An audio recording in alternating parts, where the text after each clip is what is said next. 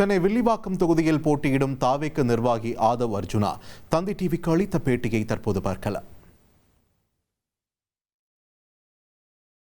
பிரச்சாரம் முடியறது இன்னும் 4 நாள் இருக்கு. எப்படி தமிழ்நாடு முழுக்க நிலவரம் இருக்கு? 234 தொகுதியிலும் எந்த சர்வேனாலும் எந்த ஒரு சஃபாஷனாலிட்டியும் நம்ம உங்களால் ஆய்வறிக்கை எடுக்க முடியாது. 234 தொகுதியிலும் குடும்ப அலைன்னு சொல்லக்கூடிய பெண்கள் அலையும் இளைஞர்களுடைய அலையும் சேர்ந்து மிகப்பெரிய வரவேற்பை எல்லா வேட்பாளர்களும் பெற்றிருக்காங்க.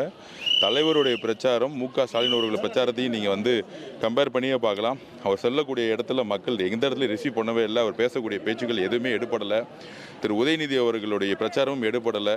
மக்கள் காசை கூட்டிகிட்டு நிற்க வேண்டிய நிலைமையில் திமுக இருக்கு 75 வருஷம் கழிச்சு. ஆனால் எங்களுடைய தலைவர் அவர்கள் தூத்துக்குடி, திருநெல்வேலியில் ஆரம்பித்து காரைக்குடி ஆகட்டும், கன்னியாகுமரி ஆகட்டும், திருப்பூர் ஆகட்டும், எல்லா இடத்துலையுமே கேம்பெயினை பாதியிலே முடிச்சுட்டு வரக்கூடிய லட்சக்கணக்கான மக்களுடைய ஆதரவோடு தான் தமிழக வெற்றி கழகம் இருந்துகிட்ருக்கு. இது ஒரு மிகப்பெரிய மாற்றம். 50 வருஷத்துக்கு அப்புறம் தமிழக வெற்றி கழகம் தனிப்பெரும்பான்மையான ஆட்சி அமைக்குங்கிறத நாங்கள் திருப்பி மீண்டும் பதிவு பண்ணுறோம். 2011 அம்மா ஜெயலலிதா அவர்கள் காணா போயிட்டாங்க. திருப்பியும் கலைஞர் குடும்பம் தான் 240 தொகுதி ஜெயிக்கணும் இதே ஊடகங்கள் சொன்னாங்க.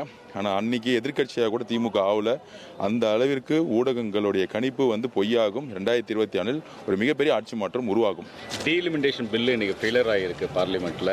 ஸோ இதை பற்றி 2023 அவங்க என்ன உமன் ரிசர்வேஷன் பில்லை கொண்டு வாங்க அதே டிராஃப்டை இன்னைக்கு தாக்கல் பண்ணி நிறைவேற்றிருந்தாலே எல்லாரும் 2/3 இல்லை 2/3ங்கிறதே இல்லாமல் எல்லோரும் எல்லா கட்சிகளுமே ஒரு மனதாகவே அந்த ரிசர்வேஷன் பாஸ் ஆகிருக்கும். ஆனால் 850 ஒரு நம்பரை ஃபிக்ஸ் பண்ணுறாங்க. அந்த 850 ஃபார் எக்ஸாம்பிள் தமிழ்நாட்டில் இன்னைக்கு 7% விகிதாச்சாரம் இருக்குது. அதாவது பர்சன்டேஜ் இருக்குது. பர்சன்டேஜ் இன்னைக்கு 39 எம்பியோட 7% இருக்குன்னா, யூபியில் 80 எம்பியோட 14% இருக்குன்னா, நமக்கு விகிதாச்சாரம் குறையுதா அதிகமாகுதா? இதுதான் முக்கியம். 50% நம்பர்ஸ் இன்க்ரீஸ் பண்ணிட்டாங்க. 39 நாங்கள் உங்களுக்கு 59 கொடுத்துட்டோம், எம்பிகள் அதிகப்பட்டோம். அப்போ விகிதாச்சாரம் 100%ல் விகிதாச்சாரம் இன்னைக்கு இருக்கக்கூடிய 7%ஓட கம்மியாகுதா அதிகமாகுதா? அந்த மாதிரி இந்த பில் எந்த விதமான தெளிவு இல்லாமல் விகிதாச்சார அடிப்படையில் இருக்கா இல்லை நம்பர்ஸோட அடிப்படையில் இருக்கா எதுவுமே இல்லாமல் பில்லை நாங்கள் பாஸ் பண்ணுறோன்னு சொல்கிறது ஒரு ஜனநாயகத்துக்கு எதிரான செயல், அன்கான்ஸ்டிடியூஷன். இது புரட்சியாளர் அம்பேத்கர் உருவாக்கக்கூடிய அரசியல் அமைப்புக்கு எதிரான ஒரு செயலுங்கிறத நாங்கள் கடுமையாக பிஜேபி எதிராக இந்த அமெண்ட்மெண்ட்டை நாங்கள் பில்லை நாங்கள் எதிர்க்கிறோம். இந்த விவகாரத்தில் தென் மாநிலங்களோடு இணைந்து குரல் கொடுப்போம். கண்டிப்பாக தென் மாநிலங்களுக்கான பர்சன்டேஜ் கம்மியாவதா இல்லையா அதுக்கான பதில் இல்லை. நம்பர்ஸ் இன்க்ரீஸ் பண்ணிட்டோம். 50% இன்க்ரீஸ் பண்ணுங்கிறது என்ன கால்குலேஷனில் இன்க்ரீஸ் பண்ணாங்க? ஃபர்ஸ்ட் பாப்புலேஷனில் இன்க்ரீஸ் டிக்ரீஸ் பண்ணணும்னு சொன்னாங்க. அதுக்கப்புறம் அது இல்லைன்னு சொல்லிட்டாங்க. இன்னைக்கு 7% வச்சுக்கிட்டு நான் 39 எம்பி நம்ம வெற்றி பெற்றாலுமே பாராளுமன்றத்துக்குடைய ஜிஎஸ்டி மாதிரி இருக்கக்கூடிய சட்டங்கள் நம்மளால் நிப்பாட்ட முடியல. இன்னைக்கு வரைக்கும் நம்ம நீட்டுக்காக போராடிட்டு இருக்கோம். நீட்டுக்கு எதிரான சட்டங்களை நம்ம 39 எம்பி இருந்தாலும் பண்ண முடியல.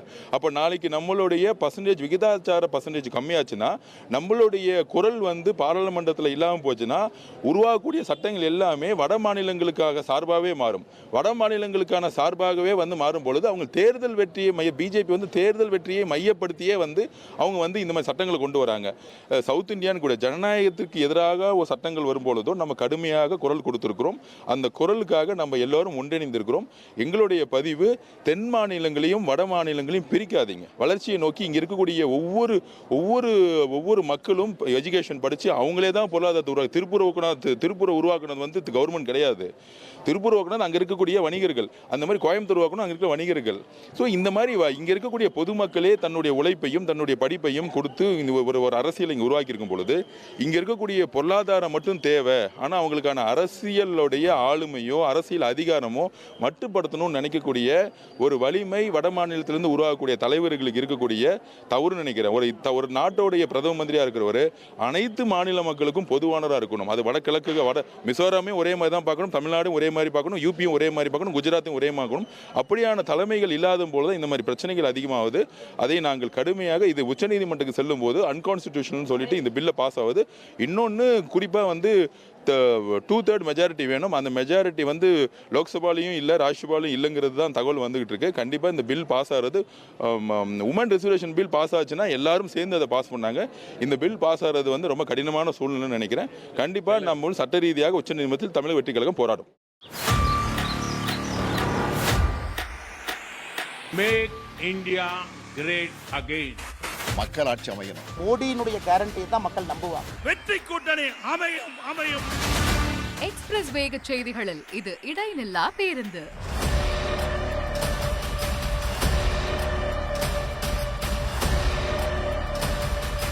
தினமும் காலை 6 முதல் 7 மணி வரை 6 மணி செய்திகள். Break free news. வரிசை கட்டி வரும் சுவாரஸ்ய செய்திகள் பிரேக்கே இல்லாமல். ரிமோட்டை மறங்க, அப்டேட்டா இருங்க.